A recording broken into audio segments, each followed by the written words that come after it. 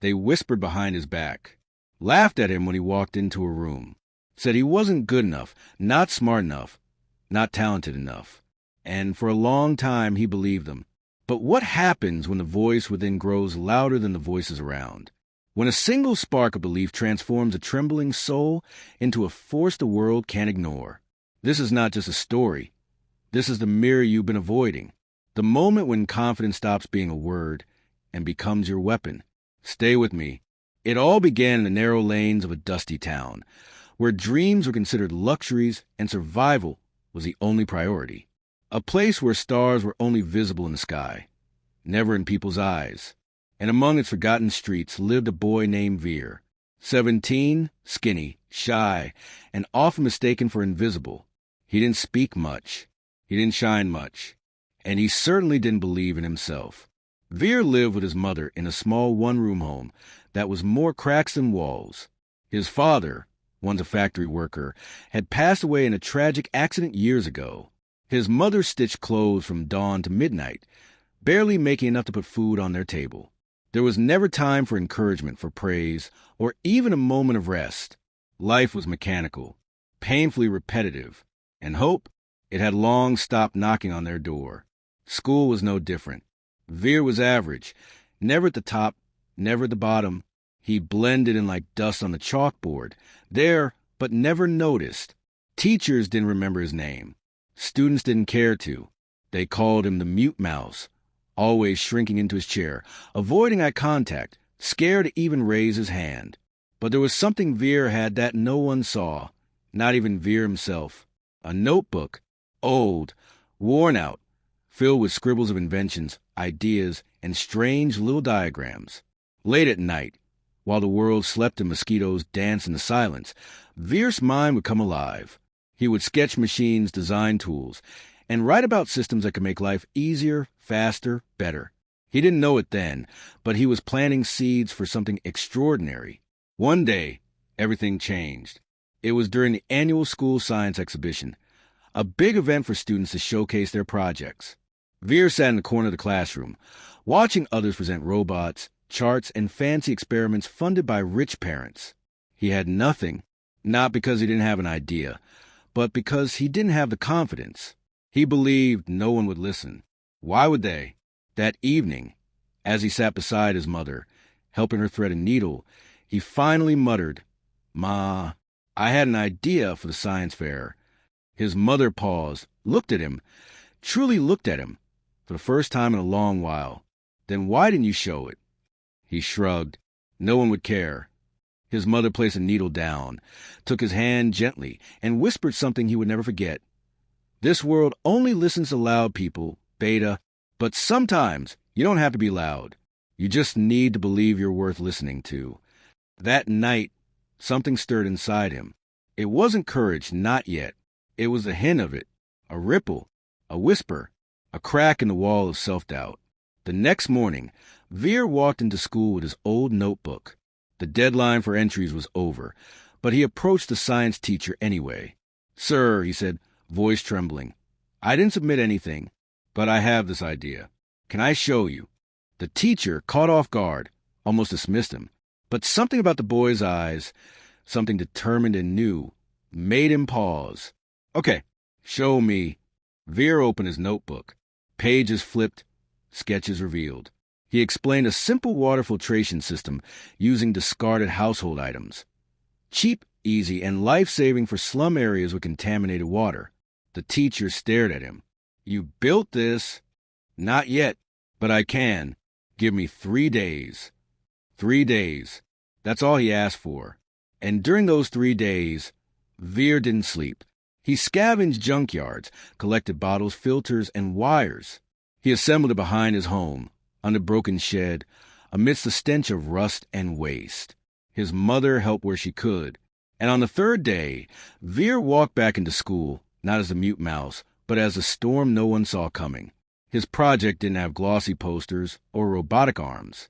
But when he demonstrated how dirty sewage water turned into drinkable liquid using nothing but scrap material, the judges leaned in. Students stopped whispering. Teachers took notes. He didn't win first prize, but he won something much bigger, Attention. The local newspaper published an article. Slum boy invents cheap water purifier. People began calling. NGOs offered to fund his design.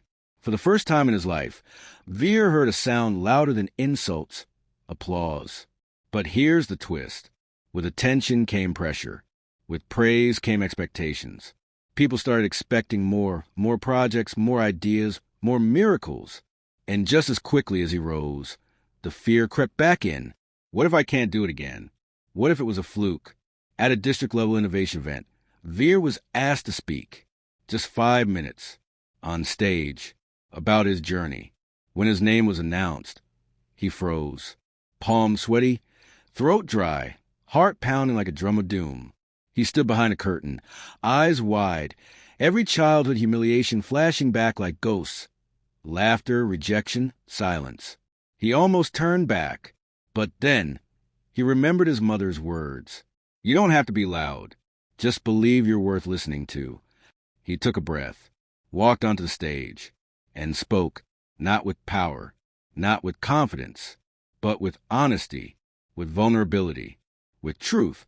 I used to think confidence was something you're born with, he said, eyes scanning the crowd, that only bold people get heard. But now I know confidence is a decision. It's the moment you stop running from yourself. The hall erupted, not because he spoke like a leader, but because he spoke like someone who had once been voiceless and chose to break the silence. That night, as Veer walked home beneath the flickering streetlights, something felt different, not outside but within. The road was the same, the sky was the same, but he wasn't. He walked taller, not because the world had changed, but because he had. And yet, this was only the beginning. Because what happens when the world tries to break your newfound confidence? What happens when those who once ignored you now try to own you? What if success becomes your new enemy?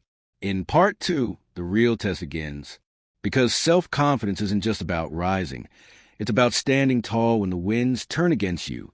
Stay tuned, because the storm Veer thought he had survived was only the eye, and the world was about to learn what happens when you try to cage a boy who found his roar. Veer's name began to echo far beyond his town. Invitations poured in from science academies, youth conferences, and government seminars.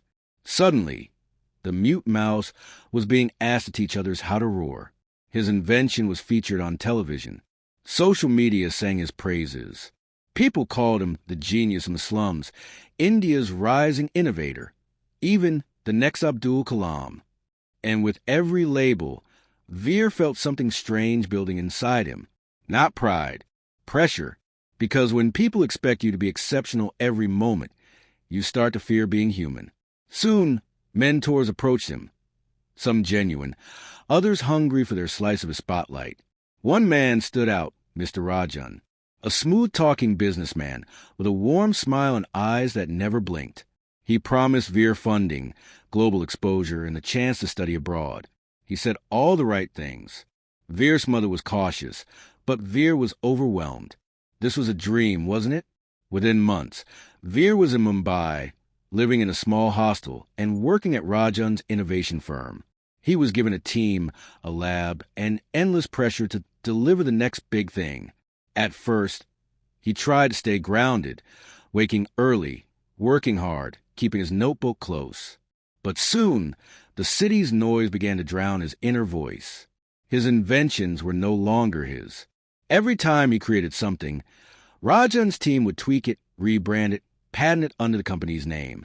That's how business works. They said, "We're helping you scale." Veer nodded, but inside, he felt like a puppet, brilliant, applauded, but controlled.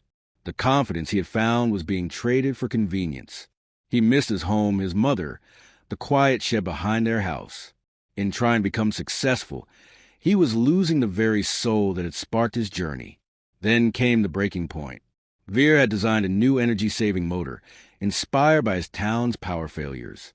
It was efficient, cheap, and life-changing. But before he could finalize the prototype, Rajan's team filed a patent under someone else's name. Veer confronted him. "This was my design, my idea." Rajan smiled, casually sipping his imported coffee. "You're part of a company now, Veer. You signed the contract. This is how the world works. You're lucky we're even keeping you as a face. Something snapped. For years, Veer had buried his anger beneath layers of silence and humility. But now, that silence turned into a storm. I didn't come here to be your puppet, he said, his voice steady. I came here to create, to serve, not to be owned. Rajan laughed. You're still just a slum boy. You think your confidence can fight the legal system? Veer stood. Watch me. He walked out that day with nothing, no contract, no money, no project, only his notebook and the fire that had brought him this far. Back in his hometown, people expected him to be broken. They thought he had lost it all. But they were wrong. Because confidence isn't built on applause. It's built on truth. Veer started from scratch. Alone, he converted their broken shed into a mini-lab. Word spread quickly. Students came to learn. Volunteers came to help. NGOs offered support, but this time on his terms. Veer started Project Roar, a youth-led innovation collective for underprivileged students. Not just to invent, but to believe.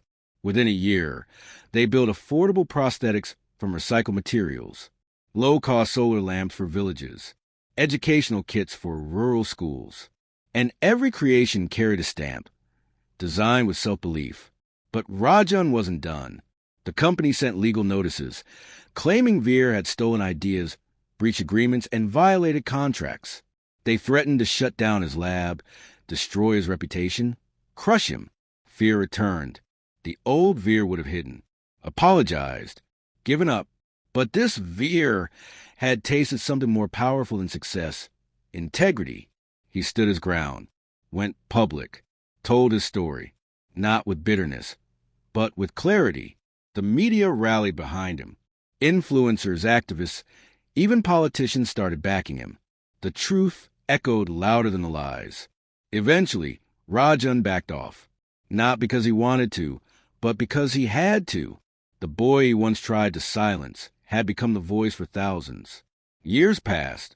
Veer never became a millionaire. He never built a corporate empire. But he became something far greater, a movement. His students, once lost and voiceless, went on to become inventors, teachers, doctors, leaders. Every success story they wrote whispered Veer's name. At a national youth summit, Veer was honored with the Heart of Innovation Award. As he stood on stage, wearing the same watch his father once wore, he looked into the crowd and said, "Confidence isn't about being loud. It's not about perfect English, rich suits, or powerful contacts. It's about daring to believe in yourself when no one else does. It's a decision to rise every time life says stay down. That's the real secret of success." The hall went silent, not out of boredom, but awe, because everyone in that room saw themselves in him. The fear, the doubt, the struggle, and most importantly, the possibility. After the event, a young girl approached him, nervous, just like he once was. "Sir, I want to be like you, but I'm scared. I stutter when I speak." Veer knelt beside her, smiled gently, and said, "Then let the world hear your stutter, because truth, even when it shakes, is still truth." That night, he walked home under a different sky, not because the stars had changed, but because now he was one of them. Veer's story is not about being born special. It's about becoming unstoppable, one step of self-belief at a time. He didn't wait for the world to approve of him. He approved of himself. And that made all the difference. So if you're waiting for the right time, the right people, or the right version of yourself before you chase your dreams, stop. The right moment is now. And the only permission you need is from the person in the mirror. Self-confidence doesn't mean you won't fall. It means when you do, you rise higher. And maybe, just maybe, someone else will rise because of you. That's the real power. That's the real success. And it's already inside you. Believe it. Unleash it. Let the world hear your roar.